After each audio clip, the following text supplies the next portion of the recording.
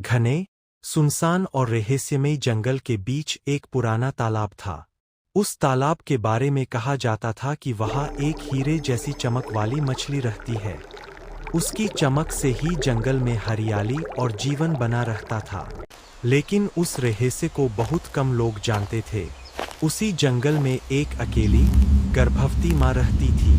वह रोज तालाब के किनारे बैठकर अपने होने वाले बच्चे से बातें करती थी। माँ, धीमी आवाज में, मुझे लगता है तुम इस जंगल के लिए खास हो। एक रात तेज बारिश और तूफान आया। बिजली चमक रही थी, हवा तेज चल रही थी। उसी रात माँ ने एक बच्चे को जन्म दिया। जैसे ही बच्चे ने पहली बार रोया, तालाब का पानी अचानक चमक उठा, जैसे उसने अपने रक्षक का स्वागत किया हो। माँ ने बच्चे का नाम रखा आरव। आरव धीरे धीरे बड़ा होने लगा। वह बाकी बच्चों से अलग था, शांत, समझदार और प्रकृति से जुड़ा हुआ। उसे हमेशा तालाब की ओर एक अजीब सा खिंचाव महसूस होता था। एक दिन वह पानी के किनारे गया और उसने देखा, पानी के अंदर कुछ चमक रहा है।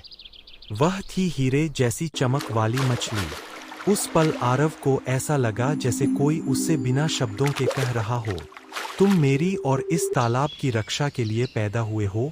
कुछ समय बाद जंगल में बाहरी लोग आए। वे लालची शिकारी थे।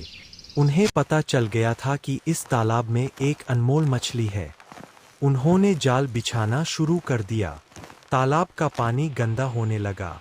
जानवर डरकर भागने लगे। आरव को महसूस हुआ कि अब समय आ गया है अपने मकसद को पूरा करने का।